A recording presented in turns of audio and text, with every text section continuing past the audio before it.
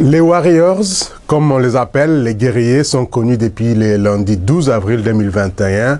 Le chef du gouvernement, Jean-Michel Sama Lukonde, doit présenter et défendre son programme d'action devant l'Assemblée nationale avant que son équipe ne soit investie. Mais que prévoit le gouvernement Sama Lukonde sur le plan environnemental? Vous aurez la réponse dans cette émission. Madame, Monsieur, bienvenue à votre nouvelle livraison du magazine RDC Environnement, votre magazine des questions environnementales et du développement durable que vous propose la rédaction de l'agence Galaxy Media. Agence Galaxy Media, la passion de développer la RDC. Commençons l'émission avec la célébration ce 22 avril 2021 de la journée de la Terre, commémorée cette année sous le thème Restore Our Earth, ce qui veut dire restaurer notre terre. Cette journée met l'accent sur les processus naturels, les technologies vertes émergentes et la pensée innovatrice qui peuvent restaurer les écosystèmes de la planète. Le patrimoine mondial de l'UNESCO nous appartient à tous. Il appartient donc à chacun de nous de restaurer la terre, non seulement parce que nous nous soucions du monde naturel, mais aussi parce que nous y vivons.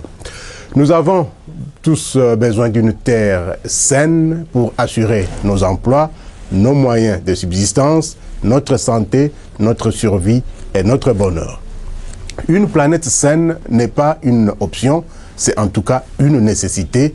Et la journée de la Terre est donc un événement naturel, un événement annuel qui a lieu le 22 avril et qui vise à démontrer le soutien à la protection de notre environnement.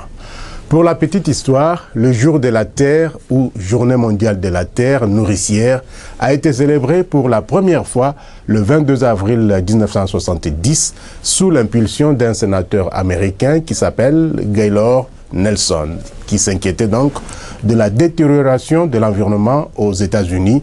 Et selon les sites officiels qui a donc parlé de ce sénateur, ainsi que de son équipe d'ailleurs, ils ont choisi le 22 avril, jour de semaine entre les vacances et les examens de fin d'année, pour maximiser leur chance de voir des étudiants rejoindre le mouvement. De nombreuses associations, organisations étudiants et universités ont rejoint le mouvement et organisé des manifestations pour soutenir la protection de l'environnement. C'est donc en 1990 que le jour de la Terre devient un événement d'envergure mondiale avec la participation de personnes, mais aussi de 141 pays différents, dont la France. Aujourd'hui, la République démocratique du Congo célèbre également cette journée parce que le pays est membre de l'ONU.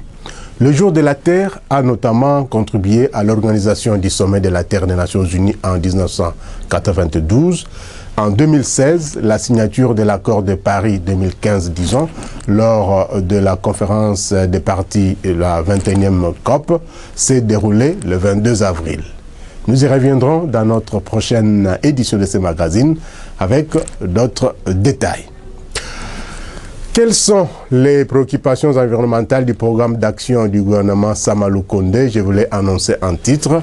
D'abord, il faut savoir que c'est un programme d'action qui est coulé sur 15 piliers que le Premier ministre Jean-Michel Sama Lukonde Kyenge va exécuter pour répondre aux nombreuses sollicitations du peuple congolais qui n'a que trop duré. De la pacification du pays et promotion de la réconciliation, de la cohésion et de l'unité nationale, qui est le pilier premier, à la promotion de la culture, des arts, du sport et des centres de loisirs, qui est le dernier pilier, en passant bien sûr par la lutte contre le changement climatique, la création des conditions d'un développement durable, qui est le 10e pilier. C'est donc un programme costaud qui est présenté aux élus du peuple souverain. Voici les grandes lignes de ce programme d'action sur le plan environnemental. Il faut d'abord dire que la promotion de l'écologie, la protection de l'environnement et le développement durable sont les maîtres mots du programme gouvernemental axé sur l'environnement. Le chef du gouvernement entend donc promouvoir un développement durable à travers l'utilisation de l'outil de suivi communautaire des objectifs de développement durable, ODD, et sensibiliser les populations au respect de l'environnement.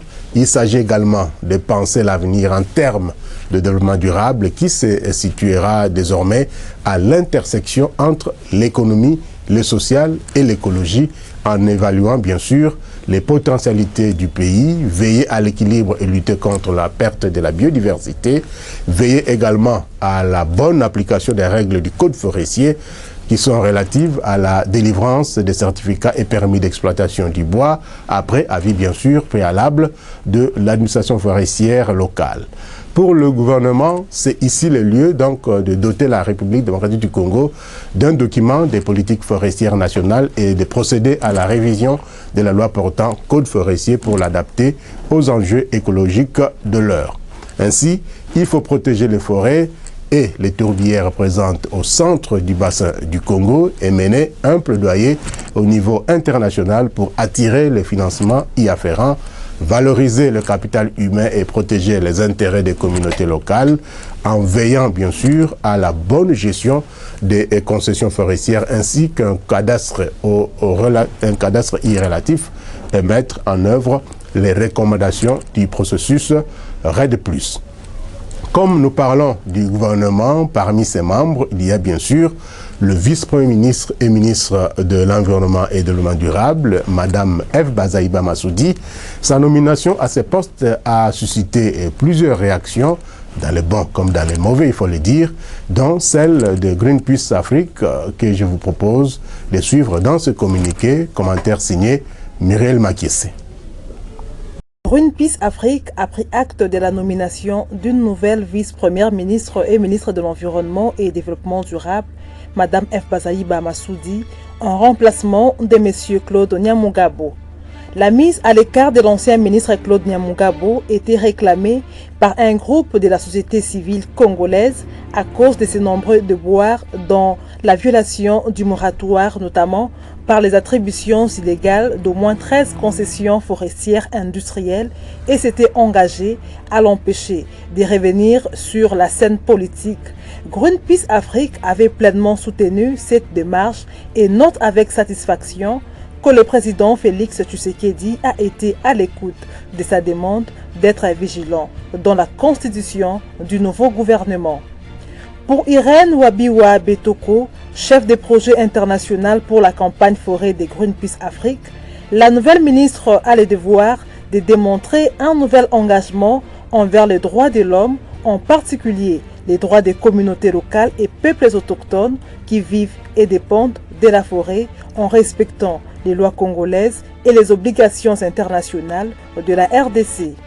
En outre, Greenpeace Afrique demande à la ministre Bazaïba de faire respecter les moratoires sur les nouvelles concessions forestières industrielles violées sans scrupules et à plusieurs reprises par son prédécesseur, en complicité avec des entreprises chinoises et congolaises. Les allégations auxquelles fait face M. Nyamugabo doivent faire l'objet d'une enquête judiciaire afin d'établir toutes les responsabilités dans cette affaire et qu'un jugement soit rendu selon la rigueur de la loi. Autre chose à présent, il va se tenir dans les tout prochains jours les nuits des énergies nouvelles et renouvelables axées sur le thème l'impact de la catastrophe sanitaire sur l'action climatique, Covid-19 et CO2, qui est donc le gaz à effet de serre, plaidoyer pour une économie de la résilience. Ces nuits des énergies nouvelles et renouvelables se veulent une preuve que le développement durable est propre et possible et que la RDC a un rôle central à jouer compte tenu de sa position stratégique au cœur de l'Afrique et du potentiel énergétique dont il regorge. Objectif de ces assises organisées par Reporters volontaires de paix, promouvoir les énergies nouvelles et renouvelables en RDC et dans la sous-région des pays du bassin du fleuve Congo, réunir les experts et les acteurs autour d'un cadre de réflexion afin de définir une politique nationale sur les énergies renouvelables et sur une économie verte et d'élaborer un cahier de charges commun de la RDC pour l'horizon 2030. Il s'agit également de placer le projecteur sur le potentiel énergétique vert que la population, les entrepreneurs, les investisseurs africains ignorent afin de les sensibiliser et les pousser à leur exploitation. Il y aura également autre objectif, mobiliser et fédérer toute la population de l'Afrique à la migration vers les énergies vertes en vue de la préservation de l'écosystème du bassin du Congo. Parmi les sous-thèmes qui seront développés au cours de ces nuits d'énergie renouvelable nouvelle, il y a la pandémie à la paix durable, Covid-19, une décrue historique des émissions mondiales de CO2 et amorcer les sciences et la technologie à la pointe de la lutte contre la Covid-19. Covid-19 et réchauffement climatique, gestion du Covid-19 par les institutions politiques et médicales à Kinshasa, la vie des Congolais au taux du jour, Covid-19 à Kinshasa, providence au chevet des Africains, état de l'énergie en République démocratique du Congo, électrification par la promotion des énergies nouvelles et renouvelables et accessibilité au service de l'eau, promotion de la culture entrepreneuriale des énergies nouvelles et renouvelables en RDC, ville durable et cité écologique en RDC, gestion des ressources en eau dans le bassin du Congo à présent, le centre de recherche en ressources en eau du bassin du Congo CREBAC et le centre de recherche géologique et minière SERGEM ont organisé une réflexion sur comment gérer durablement les eaux souterraines du Congo, enjeux et opportunités. Regardez plutôt ces images de nos confrères du CREBAC. Nous avons apprécié la conférence tenue par le professeur Timanga, le responsable du centre de recherche en ressources en eau du bassin du Congo.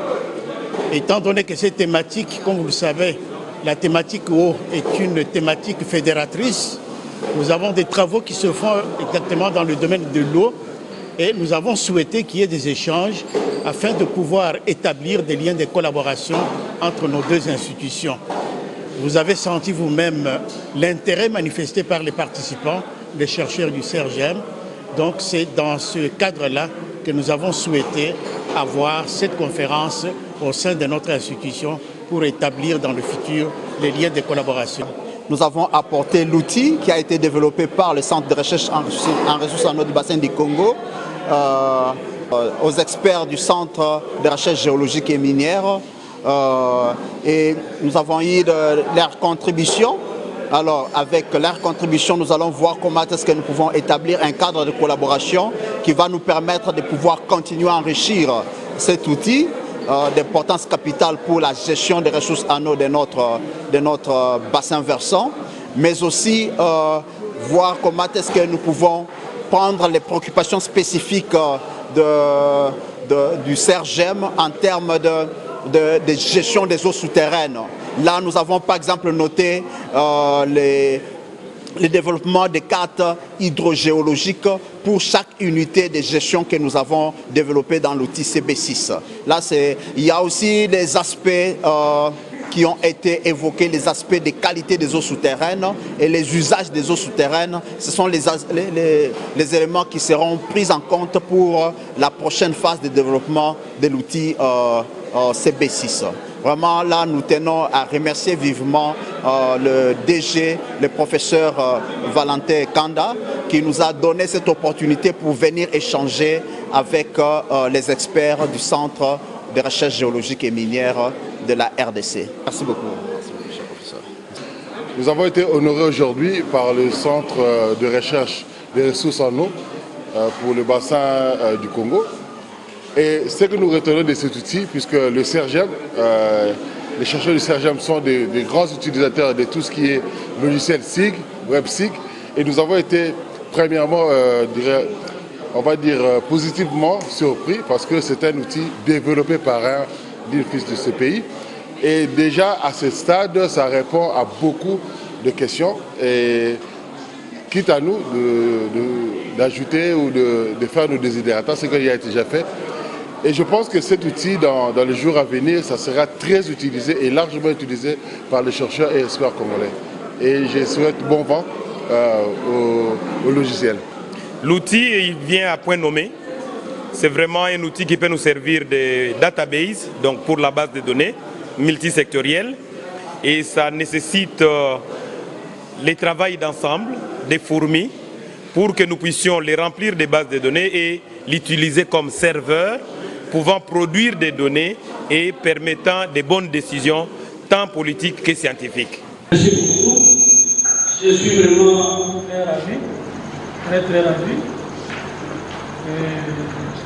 Pour un tel travail, elle mérite vraiment des applaudissements. Applaudissements.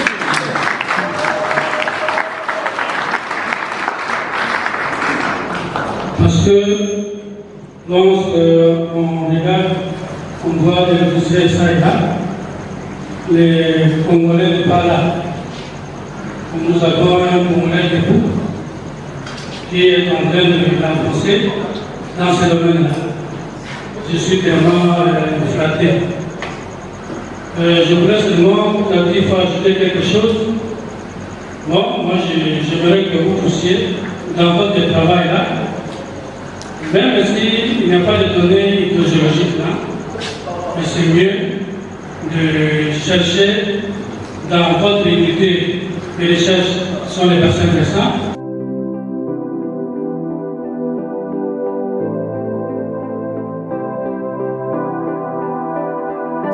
Gestion des ressources en eau dans les bassins du Congo encore et toujours. La direction des ressources en eau du ministère de l'Environnement et du Développement durable et le centre de recherche en ressources en eau du bassin du Congo, CREBAC, ont organisé dernièrement une séance d'échange sur l'opportunité dans l'utilisation de l'outil CBCIS, Système d'information de la gestion de l'eau dans les bassins du Congo, pour les usagers qui doivent être informés sur les questions liées à la gestion des ressources hydriques d'un côté et pour leur planification de l'autre. Les ressources en eau, denrées essentielles, deviennent de plus en plus fragiles et font face à des défis majeurs. D'où une nécessité en tout cas d'être informés pour une meilleure gestion. Tania Moubadi et Céline Boumba pour le reportage. Cette séance d'échange entre le Centre de recherche en ressources en eau du bassin du Congo, CREBAC, et la Direction de ressources en eau, DRE, du ministère de l'Environnement et Développement durable, a débuté par l'exposé du professeur Raphaël Chimanga, directeur du CREBAC, qui a fait un état de lieu sur la problématique de la gestion de ressources en eau en République démocratique du Congo, faute d'informations. Il a axé son intervention sur 4 points principaux. D'abord, le concept du bassin versant, qui est une unité éventuelle de production d'eau assurant le maintien de plusieurs services, notamment l'alimentation en eau potable, l'assainissement, la production agricole et le maintien de la biodiversité. Ensuite, les bassins du Congo et le défi de la gestion de ressources en eau dans le bassin du Congo. Après ces brefs exposés, le professeur Raphaël, directeur du CREBAC, et son équipe ont présenté aux experts de la direction de ressources en eau présents à cette séance l'outil d'information CB6, un système qui vient résoudre le problème d'information et de gestion de ressources hydriques dans le bassin du Congo. Nous étions venus échanger avec les experts de la direction des ressources en eau sur l'opportunité d'utiliser l'outil CB6, un outil de planification et d'aide à la prise de décision de gestion des ressources en eau du bassin du Congo qui a été développé par le centre CREBAC. CB6 c'est un outil qui sectorise l'ensemble du bassin du Congo en unité de gestion des ressources en eau. Nous disons que l'eau a une unité de gestion, l'eau a une unité de production et de gestion et les aspects de gestion devraient être appliqués à ces unités. Et c'est ça le travail que CREBAC a fait, de pouvoir sectoriser l'ensemble du bassin du Congo en unité de gestion des ressources en eau et produire de l'information scientifique de haute qualité scientifique et des informations nécessaires pour la gestion intégrée des ressources en eau. Alors nous avons l'outil reprend différentes thématiques pour donner l'information. Nous avons les thématiques sur l'hydrologie, les thématiques sur les usages de l'eau. Outre la fonction d'informer sur la gestion de ressources en eau, Le CB6 offre également plusieurs autres avantages. Les informations mises en place par cet outil seront indispensables dans le secteur de l'investissement, celui de l'eau, mais ainsi que celui du développement de différentes infrastructures. C'est un outil technique, mais c'est un outil aussi d'appui au développement socio-économique, notamment de nos entités de base. Alors, nous avons présenté cet outil en ce qui concerne ses aspects pratiques. C'est un outil qui est en lien avec les aspects liés au développement des infrastructures routières, ferroviaires, l'aménagement des ports, la construction des routes et des dessertes agricoles, la construction des digues, mais également aussi tout ce qui est lié à l'accès à l'eau potable, hygiène et assainissement. Donc par là, je vois des aspects spécifiques liés à l'addiction à l'eau potable. Ainsi, pour développer au mieux le CB6, une série de recommandations ont été formulées par le directeur Louis Lungu de la Direction de ressources en eau et son équipe au directeur du CREBAC pour une meilleure utilisation de cet outil. Prenant la parole à cette occasion, il a fait savoir qu'en tant qu'usager du CB6, il devrait également apporter une touche de contribution avant son utilisation proprement dite. Par ailleurs, la Direction de ressources en eau du ministère de l'Environnement s'est dit satisfait du travail accompli par le CREBAC pour la mise en place du CB6 pour les usagers, afin de contribuer à la gestion de ressources hydriques dans le bassin du Congo. Le Centre de recherche sur les ressources en eau du bassin du Congo, CREBAC, est venu nous présenter un outil important qu'il a mis sur pied qui s'appelle le système d'information du bassin du Congo. Et nous qui en sommes utilisateurs, nous devions quand même analyser l'outil, discuter avec eux, contribuer à sa juste valeur avant que l'outil soit utilisé. Donc, ce qu'il faut retenir, c'est que c'est une satisfaction de la part de la Direction des ressources en eau de voir certains de nos compatriotes congolais réfléchir à la gestion durable des ressources en eau. Comme vous le savez, aucun usage de notre vie peut se faire sans les ressources en eau. Oui, quant à l'avenir des ressources en eau. Quant à l'avenir de ressources en eau dans le bassin du Congo, de projections sont déjà faites. Question de prendre en compte les aspects démographiques pour de bonnes projections. Nous n'avons pas d'inquiétude. Toutes les projections jusqu'à 2100 ont montré que la RDC aura suffisamment d'eau. Mais, comme je l'ai dit, l'outil présenté aujourd'hui par CREBAC à la Direction des ressources en eau vient justement nous montrer comment nous pouvons quantifier les différents usages afin de faire des projections dans le temps. Le seul danger que nous avons, que nous craignons, c'est la démographie qui prend vraiment effet et surtout ce que nous dénonçons pour qu'on ne manque pas de l'eau, c'est l'occupation des sols. À l'occasion de l'ouverture solennelle de la session ordinaire d'avril 2021, le président du Conseil économique et social, Jean-Pierre Kiwakana, avait fait une autopsie environnementale sans complaisance. Voilà pourquoi je vous propose de suivre un extrait de son discours fait le 1er avril 2021. Regardez. Sur le plan de l'environnement, climat et forêt, le programme de son Excellence, Monsieur le Président de la République, chef de l'État, a placé la question environnementale au centre de sa politique de développement, au même titre que l'homme congolais. Cependant, il a clairement exprimé sa volonté de rentabiliser les efforts de conservation des écosystèmes pour répondre à ses priorités qui sont la sécurité, la justice, l'amélioration des conditions sociales des populations et les infrastructures. Le Conseil économique et social salue également la diplomatie environnementale qui commence à porter des fruits avec l'invitation récente du président américain, M. Biden, adressée au président de la République à notre président de la République pour participer au prochain sommet virtuel de 40 dirigeants, 5 Africains, sur le climat. Les secteurs privés, les villes, les territoires et les communautés locales sont des parties prenantes clés devant prendre un rôle plus prépondérant aussi bien dans la définition de la position du pays, mais également la mise en œuvre de l'agenda climatique. Il s'avère donc indispensable de s'assurer de leur pleine implication en amont pour garantir leur engagement action en aval. Lorsqu'elle est adéquatement structurée, l'action climatique peut servir de cadre matriciel et transversal favorisant l'intégration des plans de développement locaux et nationaux.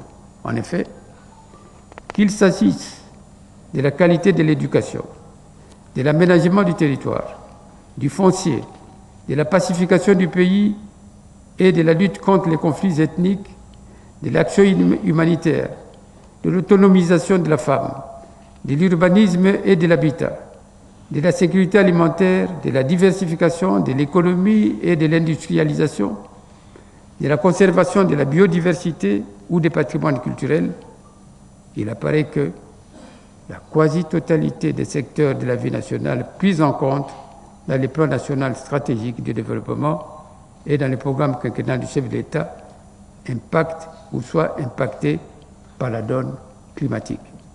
Dès lors, l'enjeu climatique se doit d'être considéré dans l'approche de planification du développement national de manière générale, ainsi que de chaque secteur de manière spécifique. Alors que le gouvernement met la priorité sur la lutte contre la pauvreté, la population accroît sa pauvreté en décimant des forêts et en dégradant des terres par l'agriculture itinérante sur brûlis.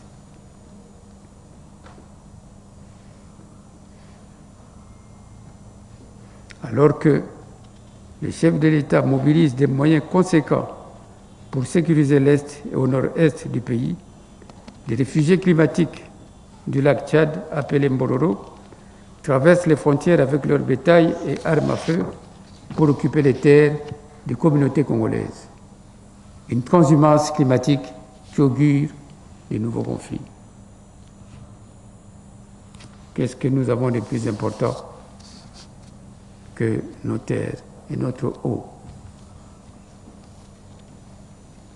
Un pays se délimite par l'étendue de ses terres.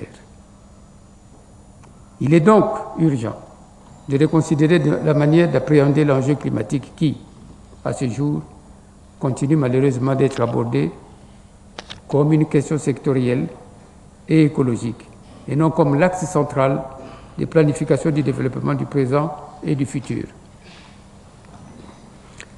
La République démocratique du Congo, notre pays, avec ses forêts et ses cours d'eau, a un grand rôle à jouer dans la protection du climat et la prévention des calamités naturelles. Mais lorsque, par nos activités, nous bafouons les règles de la nature, c'est les pays qui payent le prix lourd. Catastrophes, pluies diluviennes, inondations, glissements des terrains, érosion côtière.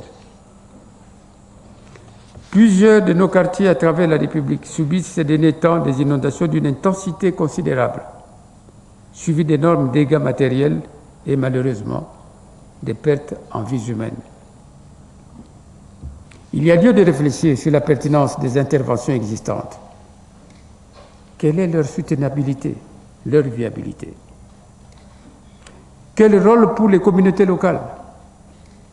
Comment les placer réellement dans la mise en œuvre des solutions durables en amont des causes et en aval des solutions aux conséquences climatiques comme la montée des eaux à Mwanda et dans les bassins du lac Tanganyika?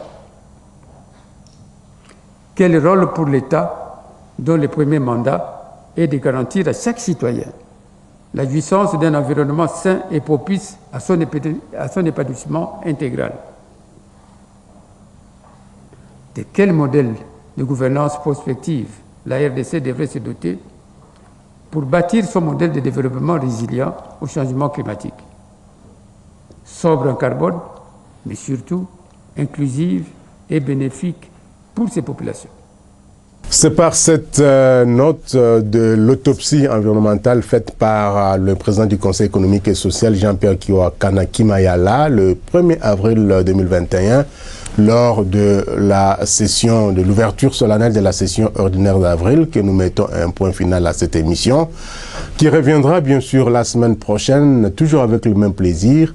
D'ici là, portez-vous bien, bonne suite des programmes sur votre chaîne. Merci à Céline Boumba Angelani, à Tania Moubouadi Bokala.